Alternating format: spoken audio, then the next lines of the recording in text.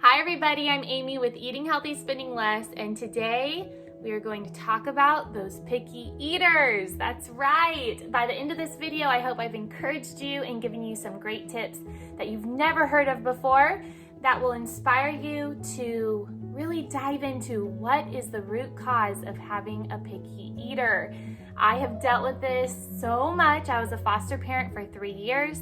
We had 17 children in and out of our home. I have seen it all. I had one little boy who only drank Pediasure, ate no food, none. But he was with us for almost a month, and at the end of the month, no more Pediasure. That boy was eating everything my other kids were eating. That's right. I promise you, I am here to help.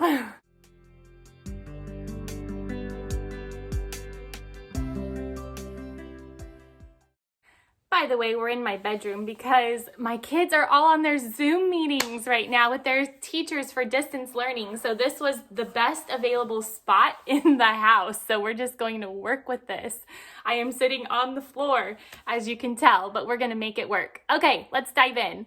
What I want you to remember is I'm not here to try and tell you how to parent your child. But I do want to encourage you with this. You are the keeper of your home. That's right. And being the keeper of your home means that you set the tone of your home, not your child. Your child should never set the tone of mealtime, should never set the tone of any time in your home. You do. It's your responsibility.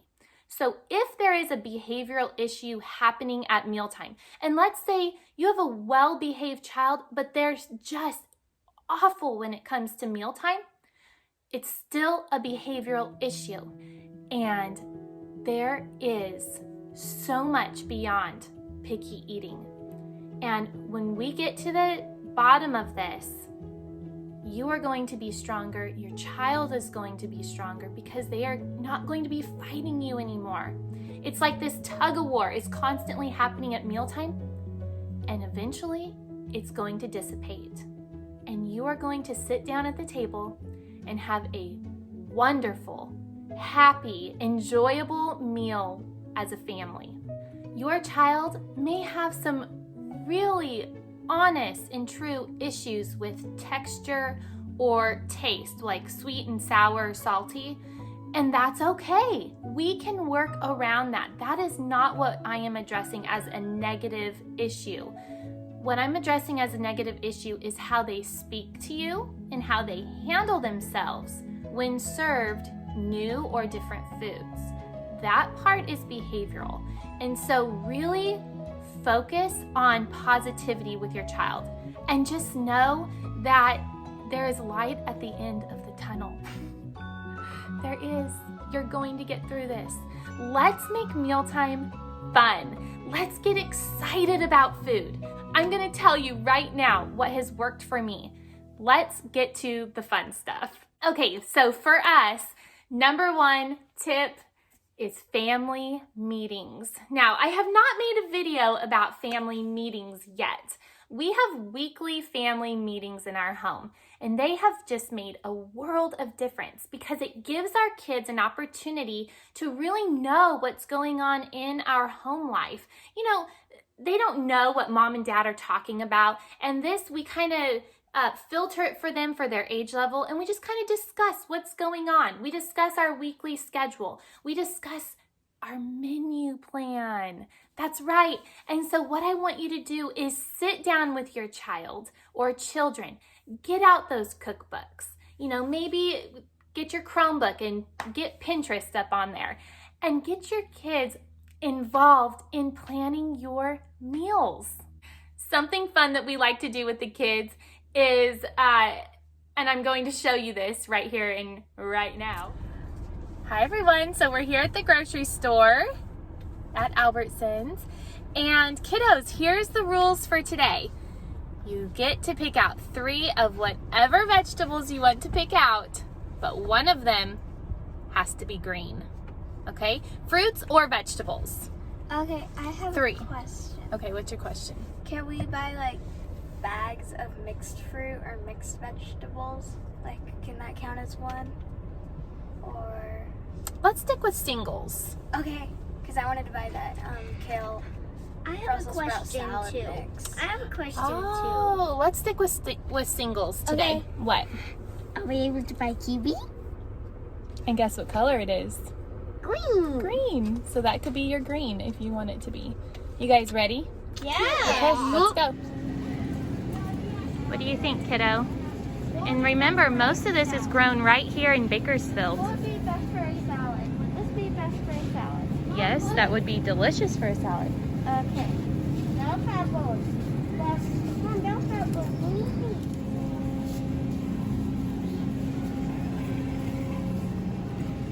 These are ripe, so... They are. It's heavy.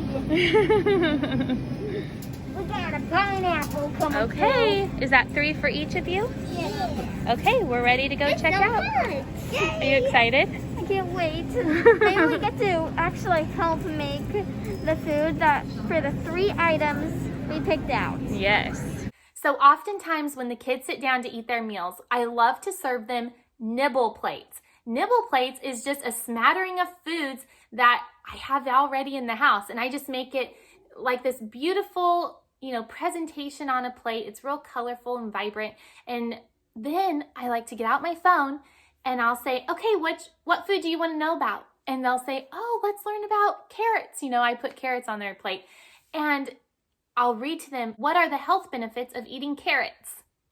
And they love that. It's just a fun way to introduce the nutrient aspect of why these foods are so good for you. Now, it's okay to talk to your children about foods that they don't care for. For instance, we like to play a little game, and it goes like this. I don't care for tomatoes, but I'm trying to like them. And so we'll go around the table and they can say one vegetable that they don't really care for, but they want to try and like it, because we don't want to be picky. We don't want to grow up, going, out to dinner with friends and saying, ew, I don't really like that. And so I really want to teach my kids at a young age that all foods, all fresh produce foods are so good for you, and you want to eat them and you want to crave them. And that's the first thing that you should reach for when you're hungry for a snack is produce. And so that is what we really have done that has helped us. Okay, as you all know, snacks are budget busters. They are. And snacks a lot of times become a meal replacement for picky eaters. And so they get so full on a snack that come mealtime, they just sit and they don't participate and they don't eat because their tummies aren't hungry. And so what we've done is we have really eliminated snacks. And a lot of times, parents, that snack that your kid wants is cheese. And cheese is highly inflammatory and it causes, mucus buildup. It can cause allergies and sinus issues. And so overloading your child on dairy products, you might want to consider, switching that up. But why does your child like cheese? It's because it's salty. So replace the salty cheese with salty pretzels that has a dip, or something else that's kind of salty that gives them that same satisfaction without it being an inflammatory, food item. So when it comes to meal times, I don't serve super small portions to my kids. Now, they're not forced to eat all of it, especially if they go, oh, Mom, I'm starting to feel full. And so I say, okay, that's fine. I understand. I can pretty much gauge how much my child is going to eat so that we don't have a lot of food waste. And sometimes if it's an appropriate type of meal, we might save it for them to finish later.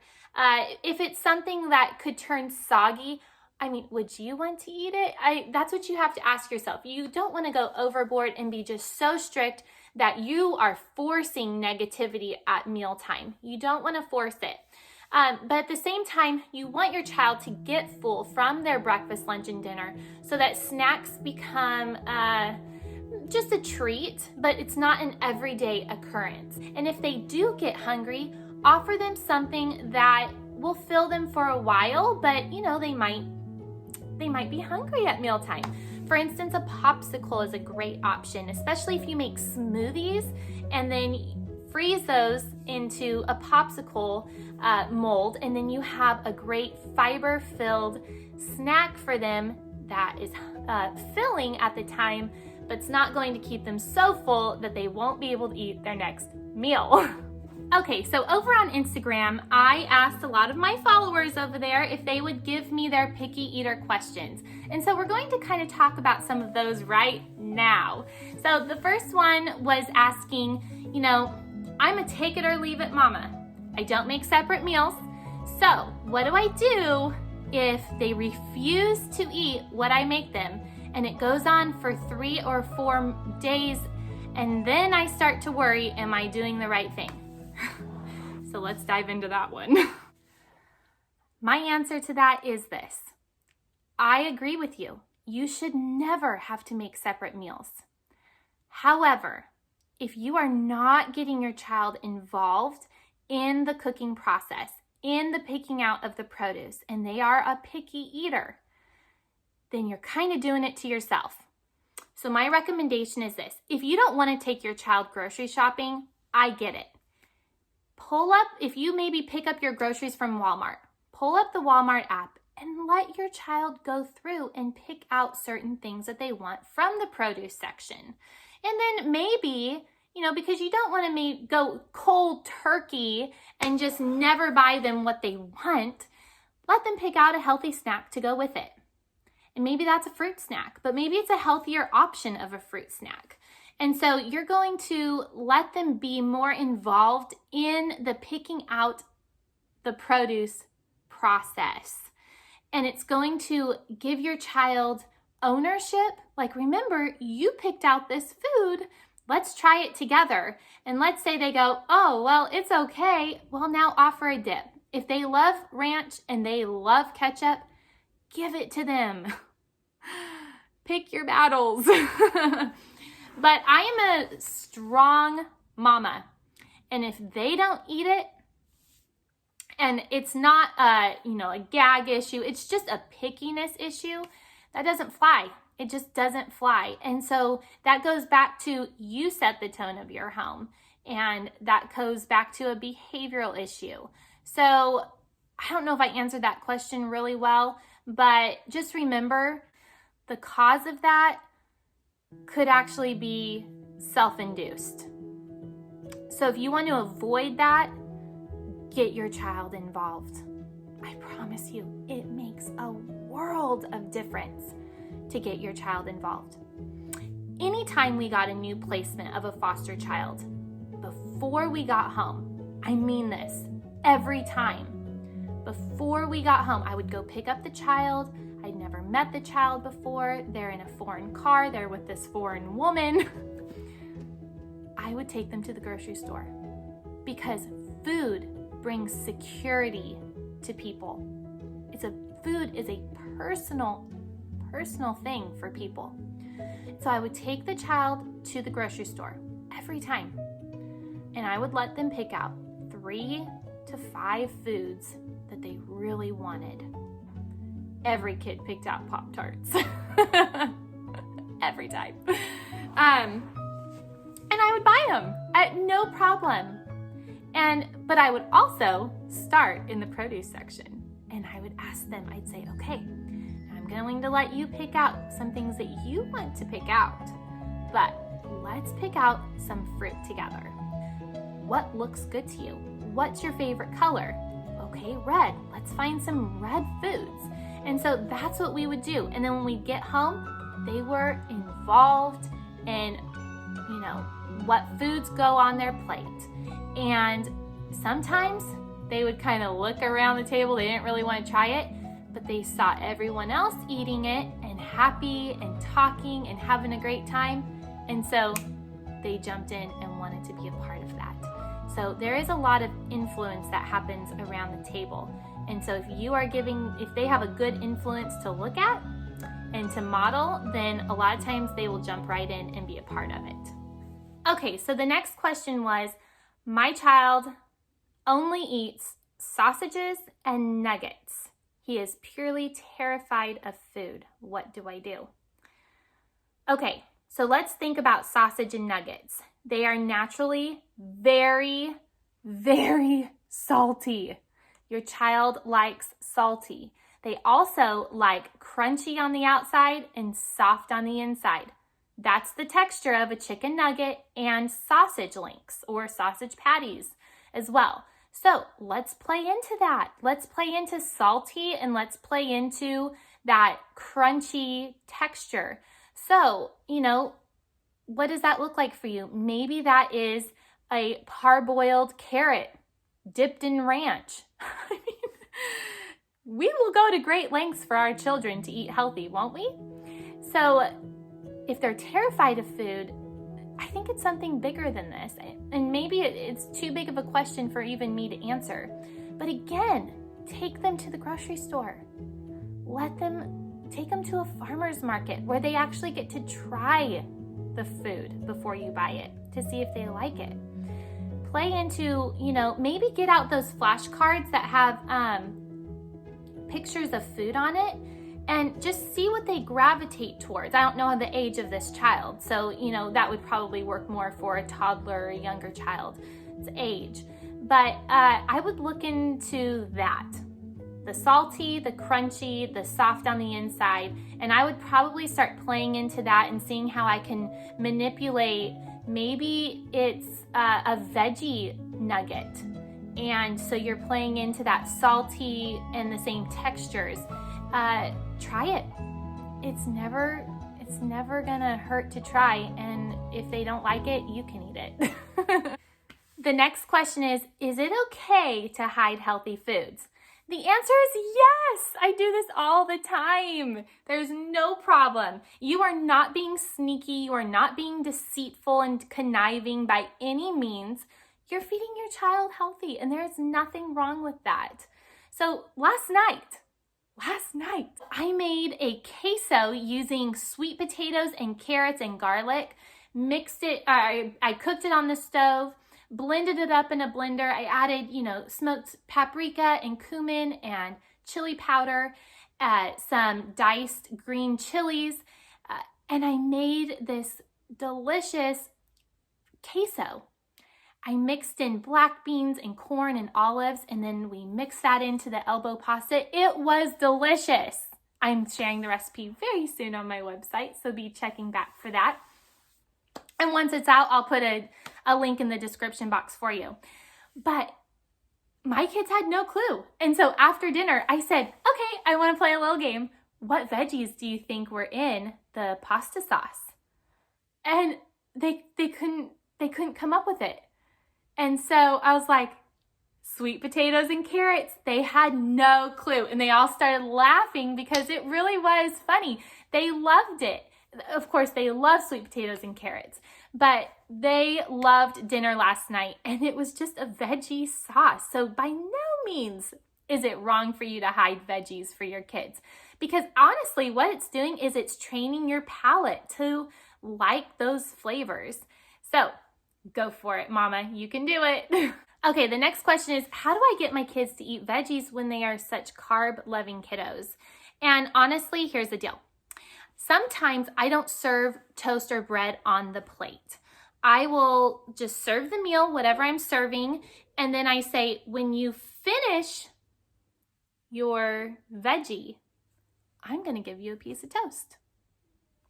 And it works. We also have a little, it's not a rule, it's not anything that we enforce, but a fun little thing that we play with the kids is veggies first. And so when we sit down to the dinner table, the first thing that they eat, they go for those veggies and they get them out of the way. They eat them.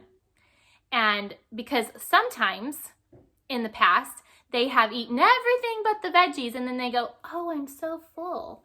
And we go, well, it could be true, but oftentimes, it could be derived from we just don't want to eat our veggies. So we just play this little game. And I actually have one daughter in particular. She's really good at reminding all of us, veggies first. And so that works for our family. But again, oftentimes I will say, I'll give you a piece of toast with some jelly on it when your veggies are gone. And it works. So maybe try that and see. And it's kind of like a little reward for eating their veggies, especially if they tend to be picky with veggies. Okay, so I do actually have a child that takes a long time to eat their food. And I was really worried about this when she went to school, because they only get like 15 to 20 minutes to eat their lunch, and then they have to go out to recess so the next group can come in and eat. And so this was actually a question I got. How do you get your child to eat so that they're not still eating when it's bedtime? And the simple answer is I set a timer. I do. And honestly, you might be totally against that method, and that's fine. But I found that it was very motivating for her.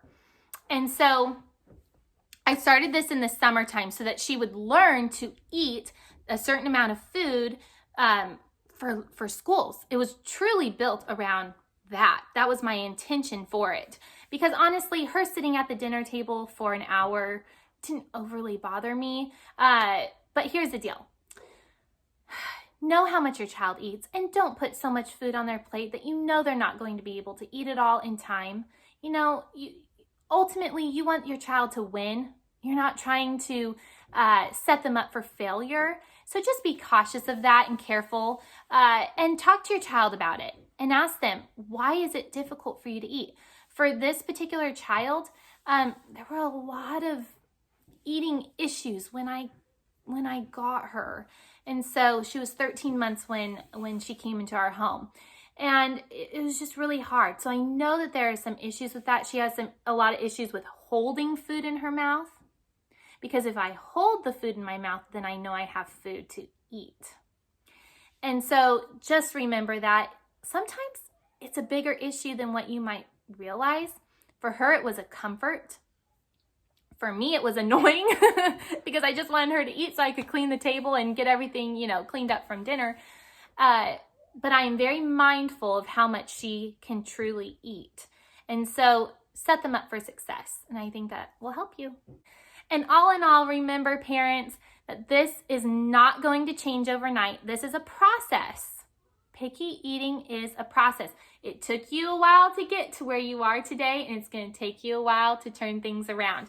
But there's light at the end of the tunnel. Your kids are vibrant, they are resilient, and there is going to be a day in your future where your child is going to love Mealtime, and you are going to love it too.